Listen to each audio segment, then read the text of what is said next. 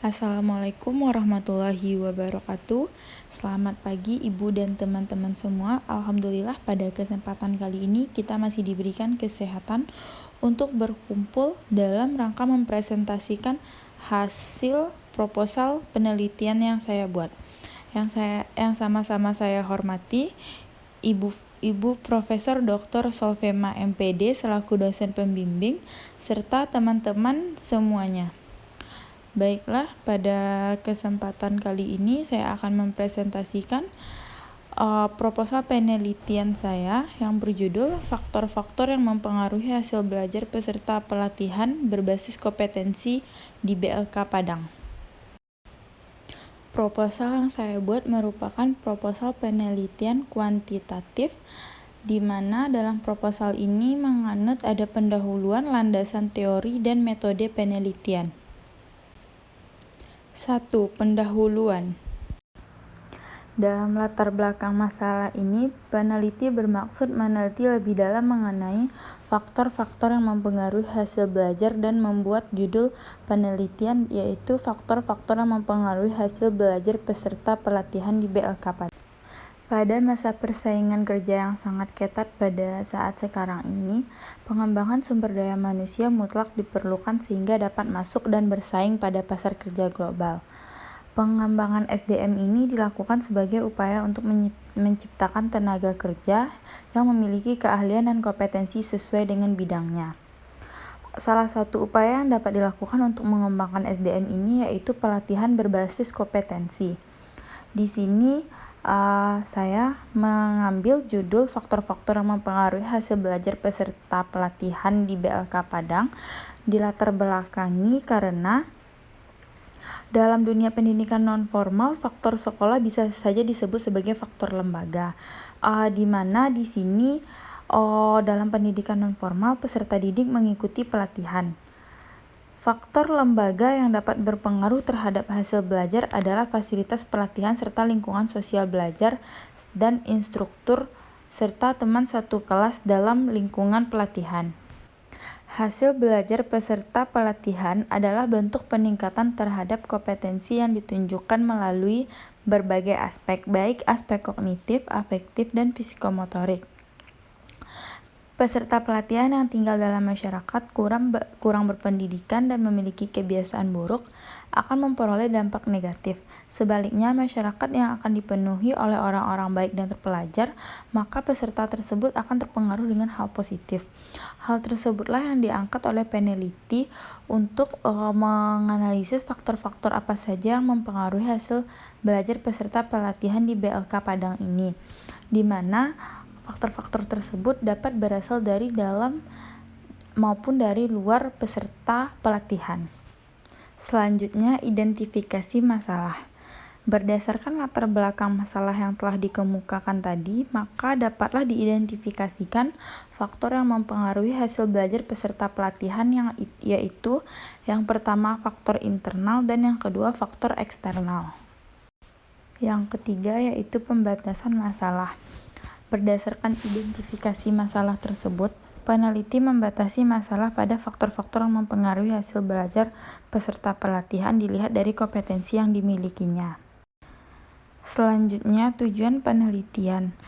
Dengan disampaikan rumusan masalah tadi, maka tujuan penelitian ini dapat kita ambil yang pertama yaitu untuk mengetahui gambaran faktor dan pengaruhnya terhadap hasil belajar peserta pelatihan. Yang kedua, menganalisis faktor-faktor internal dan eksternal yang mempengaruhi hasil belajar peserta pelatihan di BLK Padang. Selanjutnya, manfaat penelitian. Manfaat penelitian ini terbagi atas dua, yaitu secara teoritis dan secara praktis. Secara teoritis, hasil dari penelitian ini diharapkan dapat dijadikan sebagai masukan atau sumbangan ilmu pengetahuan dalam bidang kompetensi, khususnya yang berkaitan dengan pelatihan peserta diklat. Semoga penelitian ini berguna sebagai referensi pada penelitian selanjutnya. Yang kedua yaitu manfaat secara praktis, di mana di sini peserta pelatihan diharapkan dapat mengetahui faktor-faktor apa saja yang mempengaruhi hasil belajarnya dalam mengikuti pelatihan, sehingga dapat mengatasi pengaruh yang ditimbulkan dari faktor tersebut untuk dapat dijadikan sebagai pedoman dalam memperoleh pekerjaan setelah mengikuti program pelatihan ini. Selanjutnya yaitu definisi operasional. Untuk menciptakan pemahaman yang sama, maka peneliti di sini perlu menjelaskan beberapa istilah yang dianggap penting. Yang pertama yaitu hasil belajar. Hasil belajar peserta pelatihan adalah bentuk peningkatan terhadap kompetensi yang ditunjukkan melalui berbagai aspek, baik kognitif, afektif, dan psikomotorik. Hasil belajar setiap peserta pelatihan ini tidak sama. Hal ini dikarenakan adalah sebuah proses dengan bermacam-macam faktor yang dipengaruhi. Faktor tersebut dapat diklarifikasi menjadi dua, yaitu faktor dari dalam diri atau internal dan faktor dari luar diri atau eksternal. Faktor tersebut muncul dari peserta pelatihan yang sedang belajar. Istilah yang kedua yaitu faktor internal. Faktor internal ini merupakan kondisi jasmani rohani peserta didik, di mana menurut Shah tahun 2011, faktor internal dibagi menjadi dua aspek, yaitu fisiologis dan psikologis. Aspek fisiologis ini keadaan jasmani seseorang yang diketahui melalui kondisi kesehatan. Sedangkan aspek psikologis adalah kondisi rohaniah seseorang yang terdiri atas intelijensi, bakat, minat, dan motivasi. Istilah yang ketiga yaitu faktor eksternal. Faktor eksternal merupakan keadaan di lingkungan sekitar peserta didik, di mana menurut Slameto tahun 2013 mengungkapkan faktor eksternal ini dibagi menjadi tiga, yaitu keluarga, sekolah, dan masyarakat. Yang kedua yaitu landasan teori. Yang pertama yaitu kajian pustaka. Konsep pendidikan non-formal. Menurut Joseph Sulaiman tahun 2004 mengatakan bahwa pendidikan non-formal adalah pendidikan yang teratur serta sadar dilakukan, tetapi tidak mengikuti peraturan-peraturan yang ada. Pendidikan non-formal ini berada antara pendidikan formal dan pendidikan informal. Yang kedua yaitu Balai Latihan Kerja. Balai Latihan Kerja merupakan suatu badan yang melaksanakan non-formal berupa pelatihan dalam memberikan pengetahuan dan keterampilan dalam rangka menyediakan tenaga kerja yang memiliki keterampilan dan pengetahuan untuk menjadi tenaga kerja siap pakai dan meningkatkan produktivitas kinerja di lapangan. Yang ketiga yaitu pelatihan. Pelatihan merupakan proses di mana orang-orang mencapai kemampuan tertentu untuk membantu mencapai tujuan suatu organisasi. Menurut Gray Dasar 2009 mengatakan bahwa pelatihan adalah proses mengajarkan karyawan baru atau karyawan yang sudah ada sekarang keterampilan dasar yang mereka butuhkan untuk menjalankan setiap pekerjaan mereka. Maka pelatihan dibutuhkan untuk mengajarkan peserta pelatihan dalam membantunya meningkatkan kompetensi dalam lingkungan pekerjaan. Yang keempat yaitu konsep kompetensi. Di sini konsep kompetensi merupakan dasar dalam perencanaan pelatihan.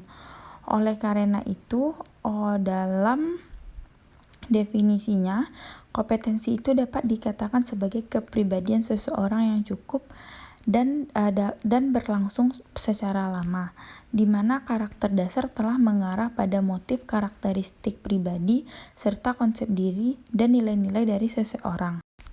Selanjutnya yaitu penelitian relevan. Untuk menghindari pengulangan pada masalah subjek sehingga hasil penelitian membawa manfaat, maka penelusuran terhadap penelitian ini harus dilakukan penelitian terdahulu. Kita harus melakukan penelusuran terhadap penelitian terdahulu. Hal ini dikatakan agar hasil dari penelitian yang sekarang tidak sama dengan penelitian terdahulu ini.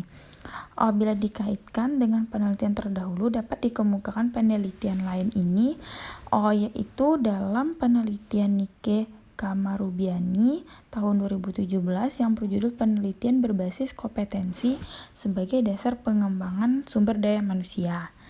Yang kedua yaitu dalam penelitian Edison Siregar tahun 2018 yang berjudul Faktor-faktor yang mempengaruhi manajemen pendidikan dan pelatihan diklat dalam upaya pengembangan sumber daya manusia.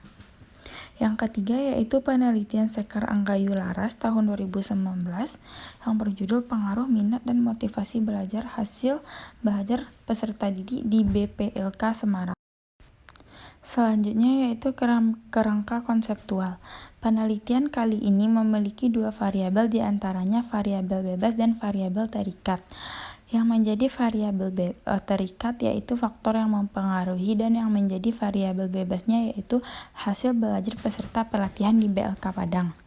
Faktor yang mempengaruhi itu ditandai dengan variabel X dan hasil belajar ditandai dengan variabel Y.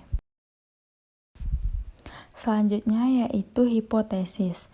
Berdasarkan tujuan penelitian, maka hipotesis atau pertanyaan dari peneliti ini sebagai berikut. Yang pertama, bagaimanakah faktor internal yang dilihat dalam mempengaruhi hasil belajar peserta pelatihan?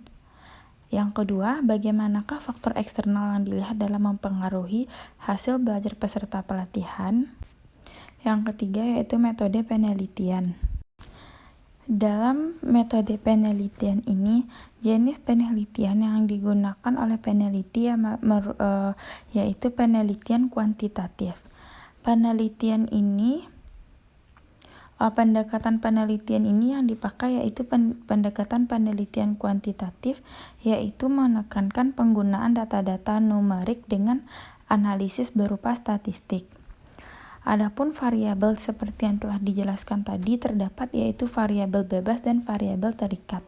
Variabel bebas dilambangkan dengan X dan variabel terikat dilambangkan dengan Y. Dalam jenis penelitian ini, lokasi penelitian dilakukan di UPT BLK Padang, Jalan Sungai Balang, Bandar Buat, Kecamatan Lubuk Kilangan, Kota Padang, Sumatera Barat. BLK ini merupakan lembaga pemerintah penyelenggara pelatihan yang berfokus pada pelatihan berbasis kompetensi khususnya di bidang industri. Selanjutnya yaitu populasi dan sampel.